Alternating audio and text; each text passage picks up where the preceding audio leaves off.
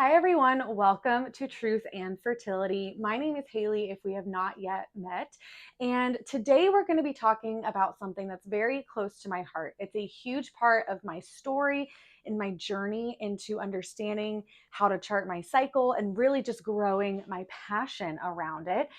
And that topic today is PCOS. PCOS is short for polycystic ovarian syndrome, and it's actually nowadays one of the leading causes of infertility for women. And so today I really wanted to break down what even is PCOS. I feel like more and more women are being diagnosed with this PCOS thing. And so we're really talking today about what it is, how it is diagnosed, and maybe what are the symptoms of it, and then how is it properly treated. My name is Haley. I work at an OBGYN clinic where I teach women and couples how to chart their cycles so they can either achieve or avoid pregnancy and to manage their fertility. And so today, like I said, we're talking about PCOS, and it is estimated that 70% of women with PCOS are not diagnosed. That is how important it is to be able to find the symptoms that could be symptoms of PCOS, to be properly diagnosed with blood work, ultrasound. We'll get into that in a minute here too. And then to be properly treated for it, because it is, as I said earlier, one of the leading causes of infertility, as we know. So what is PCOS, polycystic ovarian syndrome? Well, oftentimes with this syndrome, what's happening is that the ovaries inside the women are enlarged. That's not in every case, but in many cases it is. They are often enlarged and they're more smooth. A healthy ovary actually is going to be a little bumpy on the outside. So a PCOS ovary is going to be one that is enlarged. It's very smooth on the outside. It almost looks like it has saran wrap around it if you were to see like a surgical image of it. Now, PCOS on a hormone level, oftentimes women are producing too much androgens, so basically too much testosterone, and or they have too much insulin. And in either of these cases, that excess of hormones is going to disrupt ovulation in some way, shape, or form. So with a regular cycle without PCOS and ovulation, what's happening is that the follicle stimulating hormone, which is coming from the brain, is talking to the ovaries to pick out a few eggs to start maturing them every single cycle. This is happening over and over and over again. And so a few eggs are chosen in the ovary and they start to mature. But usually one of those eggs is going to become dominant, and it's going to be the one that's actually released at ovulation.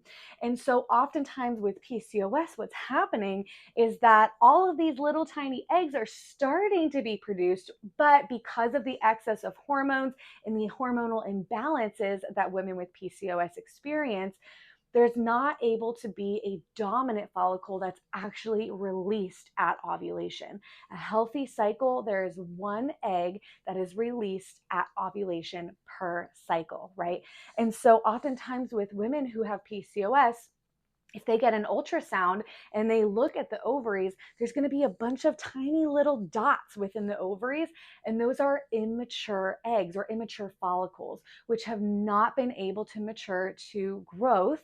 And there very rarely is a dominant egg that's able to get to the point of maturity to be released at ovulation. So what does this mean? Many women with PCOS do not have regular cycles. A regular cycle, which is going to be around 30 days, is going to have one occurrence of ovulation per cycle, right? And then it's going to follow about 2 weeks later after ovulation, a period will follow. And it's a cycle. This happens over and over and over again. And so women with PCOS, very often their bodies are not able to ovulate on their own. And so they're either not ovulating at all, and so they're either not experiencing a period at all, so they're not having regular cycles, or they're experiencing a lot of breakthrough bleeding, which means that you might think that you may be having this weird, super spotty light period, I don't know, every 2 weeks, or just however, and it could last and last and last and last and last. And you're thinking, well, is this a period? I don't know. But if ovulation isn't happening, it's not a true period. A true period must follow ovulation. So if you're not ovulating, you're not going to be having a period regularly. So therefore, women with PCOS very often will have irregular cycles or irregular periods because ovulation is not occurring in the timely manner that it should, right? So there's kind of the beast with the PCOS and what very general statement of what could be going on. Now, another thing that is happening is, like I said earlier, with the ovaries, oftentimes they're enlarged when a woman has PCOS. And so therefore, too much estrogen is being produced. Estrogen comes from the ovary. And so if the ovary is enlarged, there's too much estrogen. And so this is also a reason why a woman may have irregular cycles, because estrogen is too high, or it's just kind of staying at a baseline, and this natural ebb and flow of hormones that should be happening throughout the cycle is not happening because estrogen, just something's going on with estrogen, right? Something's off with the estrogen. And this is what can also cause that breakthrough bleeding. So these are some things that are good to note on your own cycle and with your own just experience of what your periods look like. You know, this could be one of the first signs for a woman who may have PCOS. And so it's actually been studied that women with long cycles, and long cycles mean anything greater than 38 days, is going to be considered a long cycle. In 90 to 95% of those cases, when women have consistently long cycles, it very often, in 90 to 95% of those cases, it points to PCOS, which is insane, right? That's a very high percentage. The other 5 to 10%, usually it's just because of stress delaying ovulation, which I have a whole other video about too. But in most times when women are having long or irregular cycles, PCOS can be the culprit. So it's so important that it is properly diagnosed and properly treated. So common symptoms of PCOS are going to be acne. It's going to be an excess of hair, sometimes around the chin or even just around the body. It could also be weight gain. It could be infertility, or really infertility is a symptom of irregular cycles. So irregular cycles are a common symptom of PCOS, which can then lead to infertility. And then sometimes with PCOS, there's also fluid-filled cysts on the ovaries. And that's actually where we get its name, polycystic ovarian syndrome. There are cysts laying on the ovaries that are filled with fluid, which needs to be treated. So when a doctor is looking to diagnose a woman with PCOS, there's three main things that they are going to be looking for. Hyperandrogenism, which is too much androgens, right? Too much testosterone. Irregular cycles, or polycystic ovaries. So again, that's when a woman is actually having cysts on her ovaries. Now, one thing to note here about the three categories, ironically enough, 1/3 of PCOS patients actually don't have polycystic ovaries. They don't have the cysts on their ovaries, but they still have irregular cycles and they still have hyperandrogenism, or too much testosterone. So there are different criteria that doctors will use to define and to diagnose PCOS, even without an ultrasound showing cysts on the ovaries. In order to be able to see if those three things are what a woman has, blood work and ultrasounds have to be done. Blood work in order to test the hormone levels, right, of those androgens and maybe estrogen and progesterone as well. But then also ultrasound needs to be had in order to see if there are polycystic ovaries, or to see if there's the ovaries that have all of those little dots in it, like I talked about earlier, which would then indicate immature follicles that have not been able to ovulate. So blood work and ultrasound is going to be the first line to diagnose, to properly diagnose PCOS. Now, many doctors, when they do blood work, oftentimes, like I said, they're testing for androgens. They maybe even be testing for other thyroid conditions and so on to even rule out PCOS. But when they're doing blood work to test this, they're going to be checking on progesterone. And very often, doctors will ask you to get your blood work done for progesterone levels on day 21 of your cycle. This is assuming that the woman has ovulated on day 14. After ovulation, progesterone rises, right? And so on day 21, in theory, progesterone should be high. Well, the issue with this is that if a woman has PCOS, especially if she has PCOS, she's probably going to be having irregular cycles, which means that she's not ovulating on day 14, if at all, right? She may be ovulating a whole lot later than that, or she's not even ovulating at all. So testing for progesterone on day 21 may not be the most helpful thing because your progesterone may still be naturally low because you haven't ovulated yet on day 21. So the proper way to actually be able to do blood work on the correct day is by charting your cycle. And this is where my NFP mind, my fertility awareness mind comes in. If you are charting your cycle, you will be able to pinpoint when ovulation is happening, which means you can get blood work done at the proper time. If you know when ovulation is happening, whether that is on day 14 or maybe it's not until day 50 or something, right? You will still be able to know when to have that blood work done because you'll know progesterone doesn't rise until ovulation happens. So I need to know when ovulation is happening in order to get a correct understanding of where my progesterone levels are at.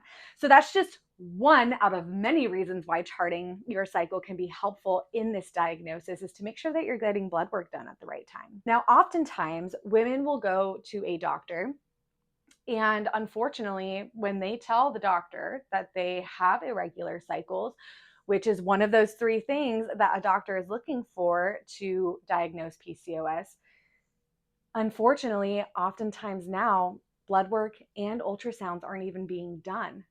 The woman is just being put on the pill or any other hormonal contraceptive. And the idea behind this is that if we suppress the movement of the ovaries, then we can suppress those hormones that are causing the symptoms, the unwanted symptoms that a woman is getting from her PCOS or whatever else it may be, right? But what's happening there is that when we're suppressing everything, we're shutting the reproductive system down rather than getting to the root of it, fixing it so that the reproductive system can then move forward in a healthy way to be able to ovulate regularly and be able to produce hormones when they should be produced. If we're just taking the pill or any sort of hormonal contraceptive, we're not getting to the root problem of what's happening. Sure, it can help with symptoms, absolutely. But the second you get off the pill, those symptoms are going to come right back. It's not like it's fixing anything.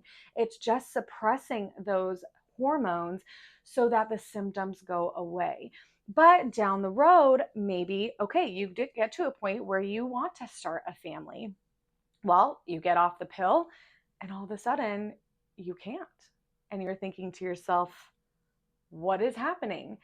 Well, it's because the pill didn't fix anything. It just suppressed the problem. It didn't actually get to the root to fix it. So that is why proper diagnosis is so important. And again, remember what I said earlier, 70% of women estimated of women with PCOS are not properly diagnosed. And it's because oftentimes, they're just handed a hormonal contraceptive. Blood work is not being had, they're not getting an ultrasound, and so they're not being properly diagnosed and then therefore properly being treated. So it's really important that when a woman is showing signs of PCOS, whether that is because of the excess hair on her face or it's acne or it's weight gain or it's irregular cycles or whatever it is, right? It's so important that it's properly diagnosed so that it can be treated. So let's talk about treatment. So the first line of treatment for PCOS is just going to be lifestyle modification. A very common diet for PCOS is low carbs and low sugar. I know Oftentimes women with PCOS have cravings for sugar and carbs. So it's not easy, right? Any sort of lifestyle change, especially for the sake of health, it's never easy, especially because we have cravings, which are hormone driven. Those cravings are there.